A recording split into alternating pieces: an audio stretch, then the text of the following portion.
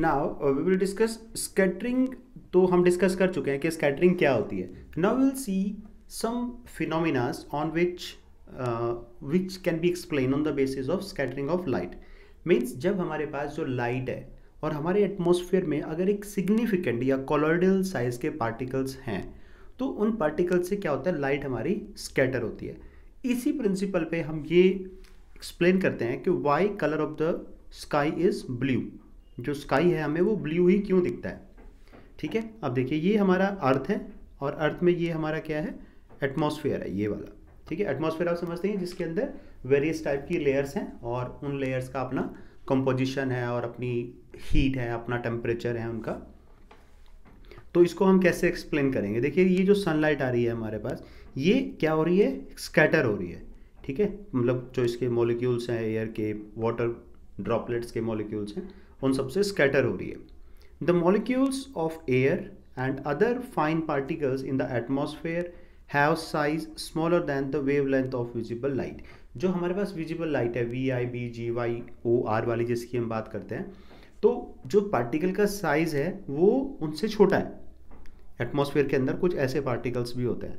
These are more effective in, ये इन है, these are more effective in scattering of light of shorted wavelength. अब आपको पता है कि VIB वाले पैटर्न में हमारे पास शॉर्टर वेवलेंथ किस साइड है, शॉर्टर वेवलेंथ हमारी इस साइड है और इधर हमारी क्या होती है, वेवलेंथ इंक्रीज करती है।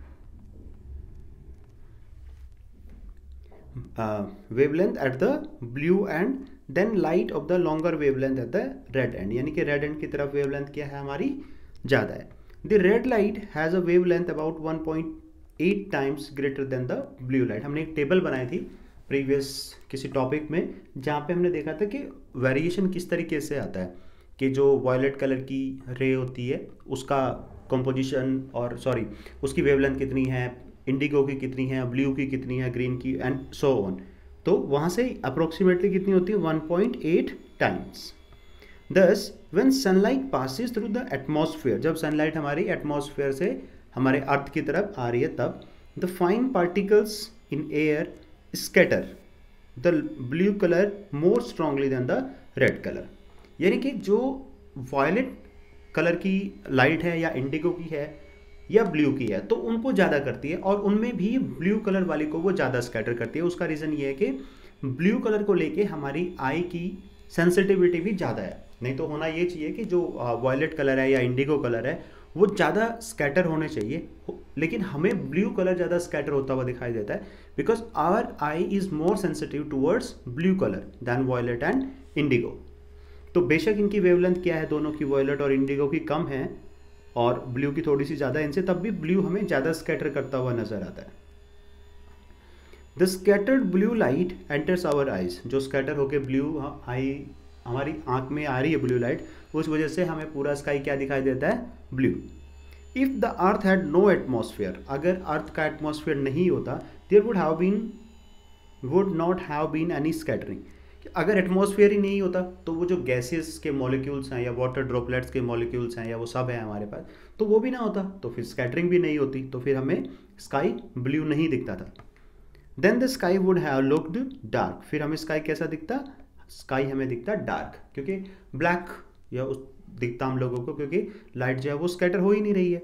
The sky appears dark to the passengers flying at very high altitude as scattering is not prominent at such heights. अगर आप बहुत ज़्यादा हाइट से, या एस्ट्रोनॉट्स जो है हमारे पास वो देखते हैं हमारी अगर अर्थ को या फिर हमारे अर्थ के ऊपर जो एटमॉस्फेयर है और उन सबको, स्काई को भी देखते हैं वो, तो वो उनको कैसा दिखता है, वो डार्क दिखता है, क्योंकि जहाँ से वो देख रहे हैं अर्थ को, अर्थ के एटमॉस्फेयर को या स्काइज को, तो वहाँ पे कोई एटमॉस्फेयर है ही नहीं।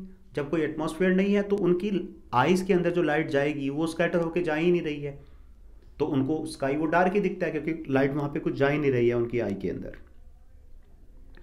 सेकेंड है जो फिनोमिना हम बात करते हैं, स्कैटरिंग ऑफ लाइट। किस स्कैटरिंग ऑफ लाइट के बेसिस पे हम ये डिसाइड करते हैं या एक इसका एक्सप्लेनेशन देते हैं कि what are the colours of sun at sunrise and sunset, कि सनराइज और सनसेट के टाइम पे जो कलर है सन का वो किस तरीके से होता है। देखिए जब सन नियरली ओवरहेड, जब हमारे बिल्कुल सन जो है सिर के बिल्कुल ऊपर होता है, स्पेशली दोपहर के टाइम, ठीक है। तो वहाँ पे क्या होता है, लेस ब्लू कलर स्कैटर्ड, तो उस टाइम पे ब्लू कलर जो है हमारा क्या होता है, कम स्कैटर होता है।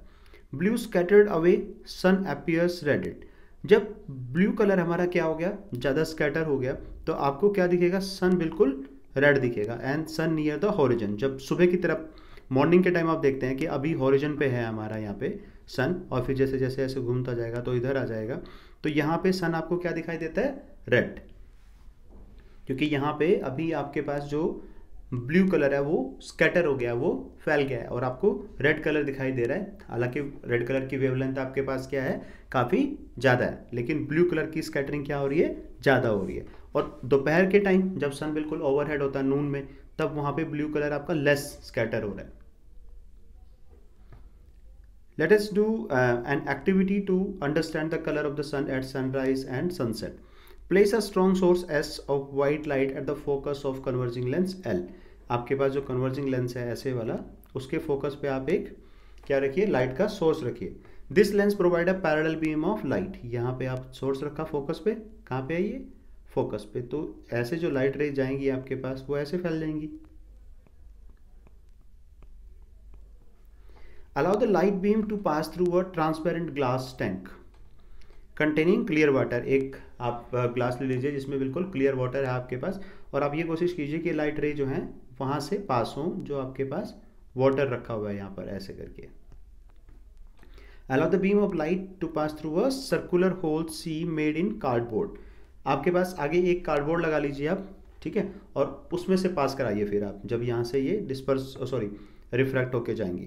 Obtain a sharp image of the circular hole of screen MN using a second converging lens L2. अभी डायग्राम देखते हैं इसका कैसे आएगा। ठीक है, तो अगर आप इस एक्टिविटी को करेंगे तो आपको दिखाई देगा कि जो लाइट है आपके पास किस तरीके से स्कैटर हो रही है। अब दूसरा एक्सपेरिमेंट क्या है हमारे पास, दूसरी एक्टिविटी से related. Dissolve 200 gram of sodium thiosulphate in 2 liter of clear water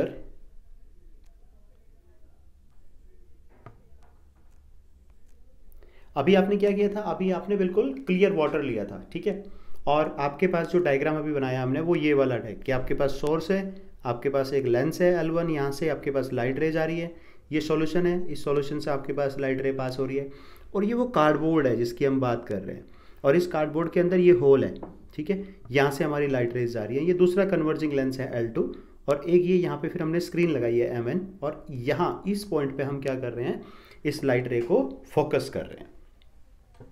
अब हमें इसके अंदर दो चीज़ें देखनी है कि अगर ये जो लाइट रे हैं आपके पास, ये स्कैटर हो रही है कब और कब नहीं हो रही है। मीन्स अगर ये आपके पास प्योर सॉल्यूशन है या इसके अंदर ऐसे कोई पार्टिकल्स नहीं हैं जिनका साइज जो है ज़्यादा हो, तब तो स्कैटरिंग नहीं होगी, और अगर साइज कम होगा तो स्कैटरिंग होगी।